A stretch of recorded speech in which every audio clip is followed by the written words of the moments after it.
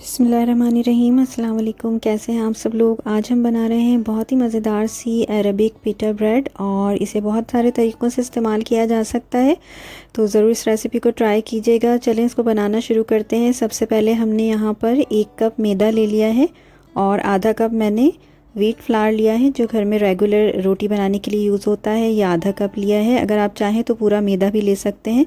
इसके अंदर हम 1 टीस्पून के करीब नमक शामिल कर देंगे और इसके बाद इसे अच्छे तरीके से मिक्स कर लेंगे। आप इसके बाद इसे छान भी सकते हैं ताकि इसके अंदर कोई लम्स वगैरह ना रहें। दूसरी तरफ हम तकरीबन आधा कप के करीब पानी लेंगे, नीम गर्म पानी है ये, और इसके अंदर शक्कर ऐड करेंगे 1 टीस्पून।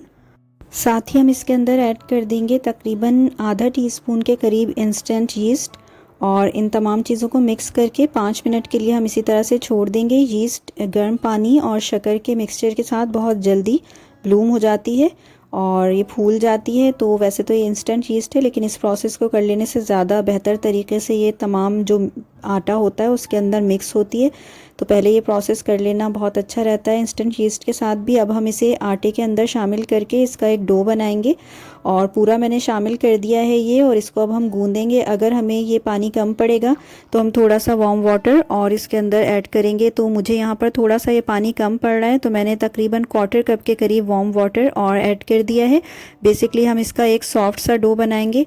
तमाम आटा एक जगह मुकम्मल तौर पर इकट्ठा करने के बाद अब हम इसके ऊपर थोड़ा सा ऑयल ऐड कर देंगे 1 से 2 टेबल स्पून और इसे गूंद लेंगे इस तरह से। इसके बाद हम इसे क्लीन शीट से कवर करेंगे और इसको किसी भी टॉवल से कवर करके तकरीबन 1 घंटे के लिए रख देंगे। और 1 घंटे के बाद अब हम इसे चेक कर लेंगे तो काफ़ी हद तक ये फूल गया है, डबल हो गया है साइज़ में। अब हम इसे पंच डाउन करेंगे और इसको दोबारा से गूंद लेंगे थोड़ी देर के लिए, और दोबारा से गूंदने के बाद ये इस तरह से हो जाएगा। तो अब हम इसे एक वर्किंग सरफेस पर थोड़ा सा आटा इस तरह से स्प्रिंकल करके निकाल लेंगे और इसके हम बराबर बराबर 5 हिस्से अलग अलग करेंगे। तो 5 हिस्सों में मैं इसे डिवाइड कर लूँगी। छोटे साइज़ की तकरीबन 5 पिटा ब्रेड बनेंगी इस रेसिपी से। तो अब हम एक एक जो हमारे पास ये पेड़ा है इसे लेते जाएंगे और हाथ से आप चाहें तो इसे बड़ा कर लें, वरना इस तरह से बेलन से इसे थोड़ा सा बड़ा कर लें। बहुत बड़ा हमें इसको नहीं बनाना है। मुनासिब से साइज़ की एक थिक सी पिटा ब्रेड बनेगी ये इस तरह से हम तमाम पिटा ब्रेड्स अपनी रेडी कर लेंगे और इन्हें भी कवर करके रख देंगे तकरीबन 10 मिनट के लिए, और 10 मिनट के बाद फिर हम इसे पकाएंगे।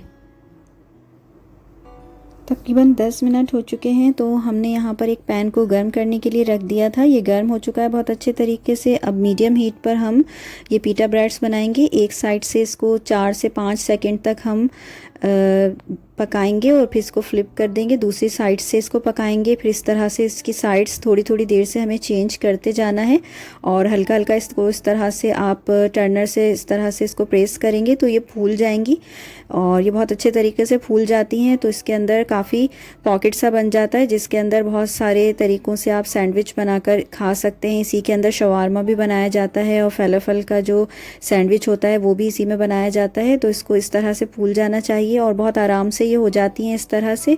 देखें कितने आराम से बन गई है। इसी तरीके से हम 5 पिटा ब्रेड्स अपनी तैयार कर लेंगे। तो अब मैं दूसरी पिटा ब्रेड तैयार करूँगी बिल्कुल उसी तरीके से।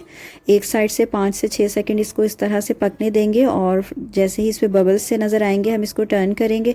दूसरे साइड से भी इसको 10-15 सेकंड पकने देंगे हम चारों तरफ घुमाते हुए, और फिर दोबारा से इसको फर्स्ट साइड पर टर्न कर देंगे और इस दौरान ये हल्के हल्के फूलती जाएगी। इसे आप प्रेस करते जाएं टर्नर से तो ये पूरी मुकम्मल तौर पर फूल जाएगी और बहुत अच्छी सी पिटा ब्रेड हमारी रेडी हो जाएगी। तो इस तरह से हम अपनी तमाम पिटा ब्रेड्स तैयार कर लेंगे और इसे आप मुख्तलिफ़ तरीक़ों से इस्तेमाल कर सकते हैं। सैंडविचेस बना सकते हैं मुख्तलिफ़ तरीक़ों के इसके, और शवारमा बना सकते हैं, फलाफल सैंडविच बना सकते हैं। बहुत ही ज़बरदस्त सी ये रेसिपी है और मैं आपको इसको कट करके भी दिखाती हूँ कि ये बीच में से देखें कितने अच्छे तरीके से इसका पॉकेट बना है। तो मैंने यहाँ पर इसको एक पिटा ब्रेड को अलग से रख लिया है और इसको मैं सीज़र से आपको काट कर दिखा देती हूँ। आप इसके अंदर कोई सी भी फिलिंग जो आपकी पसंद की हो वो आप फिल कर सकते हैं, और वेजिटेबल्स और फिलिंग और कोई सी भी सॉस के साथ बहुत ही ज़बरदस्त सा ये सैंडविच बन जाता है। आप इसे बच्चों को लंच बॉक्स में भी दे सकते हैं और ये बहुत ही मज़ेदार रहती है। तो ज़रूर इस रेसिपी को ट्राई कीजिएगा। कमेंट करके मुझे बताइएगा कि रेसिपी आपको कैसी लगी। अपना बहुत ख्याल रखिएगा। नेक्स्ट वीडियो तक के लिए अल्लाह हाफिज़।